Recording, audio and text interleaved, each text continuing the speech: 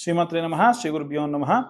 తదుపరి మకర రాశి వారికి సంబంధించి 2026వ సంవత్సరంలో ఎలా ఉండబోతుంది అనేటువంటి విషయాన్ని ఇప్పుడు మనం తెలుసుకుందాం. 2026 సంవత్సరంలో మకర రాశి వారికి ద్వితీయ స్థానంలో రాహువు, తృతీయంలో శని అదే విధంగా సంచారం చేస్తూ ఉన్నారు. సంవత్సరం ఆఖరి వరకు కూడా ఇదేమీ మారట్లేదు.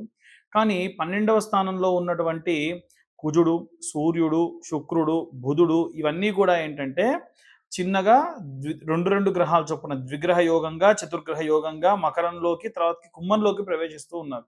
ఎప్పుడైతే ఈ గ్రహాలన్నీ కూడా సూర్యుడు, బుధుడు కలిసి, శుక్రుడితో కలిసి, కుజుడితో కలిసి ఈ మకరం నుండి కుంభంలోకి ప్రవేశించి ద్వితీయంలో ఉన్నటువంటి మీ యొక్క ఫైనాన్షియల్ స్టేటస్కి సంబంధించి మార్చి నెల ప్రాంతంలో విశేషమైనటువంటి ఇబ్బందులకు గురి కావచ్చు.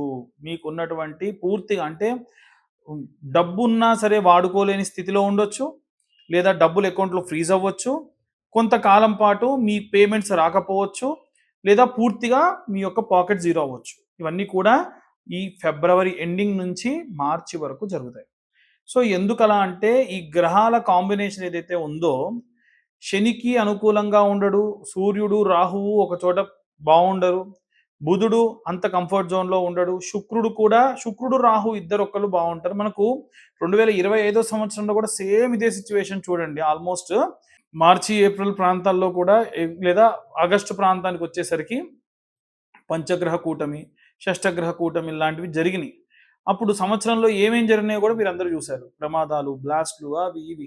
సో పోయిన సంవత్సరం మకర రాశి వారు ఎదుర్కొన్న ఇబ్బందులు కొంచెం అటు ఇటుగా అవే ఎదుర్కొంటారు. కానీ వీరికి గతంలో ఉన్నటువంటి అనుభవం చేత ప్రమాదానికి గురవ్వరు, నష్టాల పాలు కారు. కాకపోతే ఏంటంటే కాస్త డబ్బు లేనితనము కానీ, కాస్త కంఫర్ట్ లేనటువంటి జీవితాన్ని కొంతకాలం ఒక 2-3 నెలలు అనుభవించాల్సినటువంటి పరిస్థితి ఖచ్చితంగా ఉంది.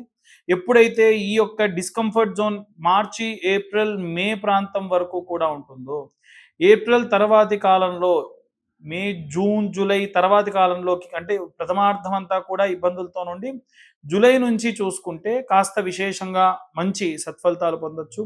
ఇప్పుడు మకరంలో ఉన్నటువంటి ఈ యొక్క గ్రహ సంచారాలన్నీ కూడా సప్తమంలో ఉన్నటువంటి గ్రహాలు ఏంటి, గురువు కర్కాటకం నుండి ఇవన్నీ కూడా జరుగుతుంటే, ఈ షష్టగృహ కూటం జరుగుతుంటే గురువు చిన్నగా కర్కాటకం అంటే 6వ స్థానం నుండి 7వ స్థానానికి వస్తాడు. ఎప్పుడైతే 7th హౌస్లోకి గురువు వస్తాడో అప్పుడు లాభిస్తాడు. ఇది ఎప్పుడు జరుగుతుంది? ద్వితీయార్థంలో నెల పూర్తయిన తర్వాతకి జరుగుతుంది. అంటే జూలై తర్వాతి ప్రాంతంలో, ఆగస్టు ఆ ప్రాంతంలో జరుగుతుంది. ఇంకో పక్క వీరికి పంచమ స్థానంలో కానీ, లేదా షష్టమ స్థానంలో కానీ ఏవైనా గ్రహాలు వచ్చినా అంతగా ఏమీ లాభించవు. ముఖ్యంగా చూసుకుంటే ప్రభుత్వ ఉద్యోగస్తులకి జీతాలు ఎక్కువ నెలలు ఆగడం, కాంట్రాక్టు ఉద్యోగస్తులు ఎవరైతే ఉంటారో వారి యొక్క ఉద్యోగం పర్మనెంట్ అవుతుందని ఎదురు చూడడం, అవి ఎక్స్పెక్ట్ చేసిన మేరకు ఆ యొక్క ప్రమోషన్స్ అనేటువంటివి రాకుండా ఉండడం, ఈ తరహాలో కొన్ని రకాలైన ఇబ్బందులు మీరు ఖచ్చితంగా ఫేస్ చేస్తారు. అన్నిటికంటే ముఖ్యంగా ఏది శాశ్వతంగా ఉండదు.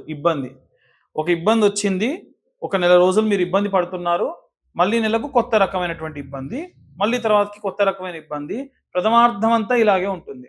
ఎప్పుడైతే జూలై ప్రాంతం నుండి చూసుకుంటే గ్రహాలలో ఉన్నటువంటి ఈ యొక్క గోచార రీత్యా ఉన్న మార్పులను బట్టి మంచి చేంజెస్ అనేవి జరుగుతాయి. ముఖ్యంగా శివరాత్రి సమయంలో రుద్రాభిషేకాలు, మహాన్యాసపూర్వక రుద్రాభిషేకాలు చేసుకోవడం మంచిది.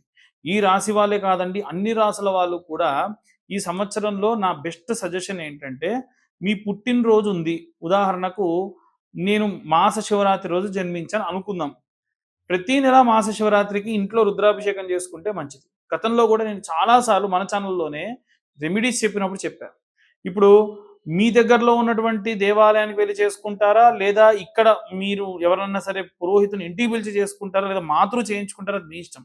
ఖచ్చితంగా నాతృ చేయించమని చెప్పి నేనేమి ఫోర్స్ఫుల్గా ఎప్పుడూ చెప్పను. కానీ మీరు నెలలో ఒక్కసారన్నా ఏకవార రుద్రాభిషేకం చేసుకుంటే మంచిది. ఇంకొకటి ఏమిటంటే సంవత్సరంలో ఒక్కసారన్నా సరే మహన్యాసపూర్వక రుద్రాభిషేకం చేసుకుంటే మంచిది. ఎంత కాదండి, జీవిత కాలంలో మీ లైఫ్ టైం ఒక్కసారన్నా సహస్రలింగార్చన అనేటువంటి కార్యక్రమం ఉంటుంది. ఉదాహరణకు మీరు ఎంతో కష్టపడి ఒక గృహప్రవేశం చేసుకుంటుంటే సహస్రలింగార్చన, సైకతము అంటే మట్టితో పుట్టమన్నుతో చేస్తారు. అలాంటి సహస్రలింగార్చన కార్యక్రమాలు చేసుకోవడం మంచిది. వీలైనంత వరకు కూడా జ్వాలాముఖి మాలలు కానీ, కరుంగలి మాలలు కానీ మెడలో ధరించండి. వాటికున్న నియమాలు పాటించండి. దానివల్ల నెగటివిటీ, ఎటువంటి నరఘోష, నరదిష్టులు మీ దాకా రాకుండా ఉంటాయి. సో ఇవన్నీ కూడా ఏంటంటే విశేషంగా ఈ సంవత్సరంలో జరిగేటువంటి సంకటహర చవితికి జరిగేటువంటి హోమాలు కానీ, త్రయోదశి శనివారం నాడు వచ్చిన శని త్రయోదశి హోమాలు కానీ, ప్రతి వారము కూడా శనివారం నాడు శనీశ్వరుడికి సమర్పించేటువంటి తైలాభిషేకం కానీ, తిలలు కానీ, నల్లటి ఒత్తితో వెలిగించే దీపం కానీ, వీటి వలన శని సంబంధిత దోషములన్నీ కూడా పోతాయి. ఎందుకు శని సంబంధిత దోషములంటే, సూర్యగమనం మకర కుంభాల్లోకి వచ్చినప్పుడు వీరిద్దరికీ పడదు, తండ్రి కొడుకులకు పడదు. దానివల్ల వచ్చే లాభానికంతా కూడా గండి కొట్టడం లాంటివి జరుగుతుంది. కాబట్టి ఆ తరహాలో వచ్చేటువంటి నష్టాలన్నీ కూడా అధిరోహించాలి అనంటే రుద్రాభిషేకము, అలాగే శని అభిషేకాలు చేసుకోవడం మంచి సత్ఫలితాలను ఇస్తుంది. ఇవన్నీ కూడా మనం గోచార రీత్యా చెబుతున్న విషయములు. డీటెయిల్డ్గా జాతకం కావాలనుకున్న వాళ్ళు మీ పేరు, మీ date of birth, time, place కింద ఉన్న నెంబర్కి వాట్సాప్ చేయండి. రూ.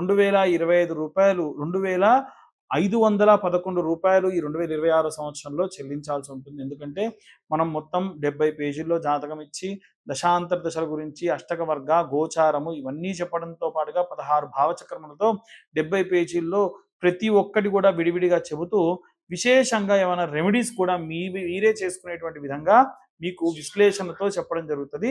కాబట్టి ఆసక్తి కలవారు కింద ఉన్న నెంబర్కు కాంటాక్ట్ చేయొచ్చు. సర్వే జన సుఖినో భవంతు. స్వస్తి.